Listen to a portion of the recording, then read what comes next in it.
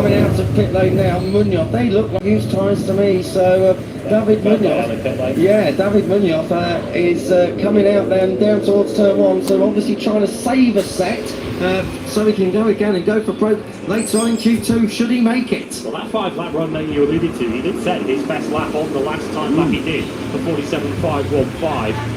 So it's a calculated risk for David Munoz, but we know he's a bit of a risk taker, albeit in very different circumstances at the moment, through these initial sectors for the likes of Matali, Carpe and Ogden. They're the 3 riders currently on time laps. Gorman is currently taking any personal best number of Rory Munoz. Tell you what, if you're Queso Gorman here, you're really happy that Alvaro Carpe's come on by, because you've got a great reference to try and get yourself in. Queso Gorman is 8th at the minute. The rider up the road from him, Guido Pini, he's going to need to pull out a real barnstorming lap in the final couple of minutes of all of this. He should get 2 laps by the time they cross the line, because he's in this group just behind Carpe. We'll pick them up when they do come across the line. And watching Scott Ogden, he's a second off and now bails out, and now we have a load of Moto3 riders who at the end of the day are just reducing the possibility of getting 2 laps in. I'm almost certain now it's going to be 1 lap go for broke at the end. Yeah, Ogden came around turn 12, and now Langford came on the probably 30. Hang on, there's a potential slipstream, potential 8-9 bike slipstream I can jump into the back up here, which might help me on my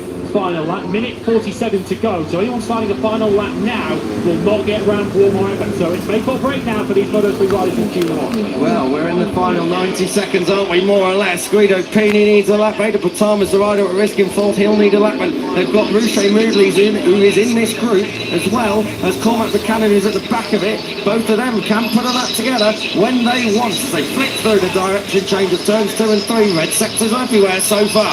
Who says not like he was boxed in behind a goal. I think O'Golden's passed him on the way to turn 1 to Crusoe's turn 4 first sector, so he's now on a serious risk too in 3rd place. Patama getting aggressive on this lap. He knows he needs to get a lap on the board here. That's on the inside of Nicola Carraro. Patama the one defending 4th place. Yeah, and he's got to come through on Carraro, because Carraro is great through the opening sector and is down in 9th in this session at the moment. He's not really going to threaten the top 4 placings.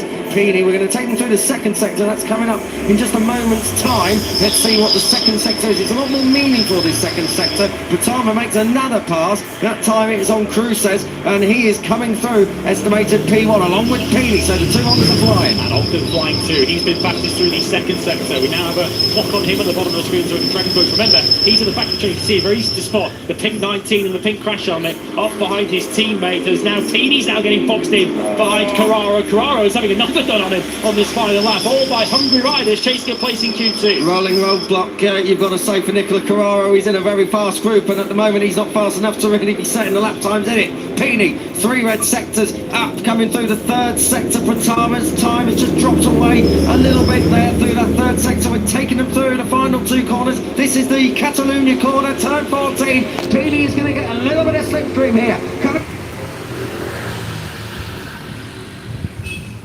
to the line, Patama is 4th at the moment. Where does he go? Does he improve? Yes, he does. Pini goes P1. So Leopard racing at the moment will have both of their bikes in Q2. And I reckon that is about all she wrote there, Lewis, because Guido Pini is the only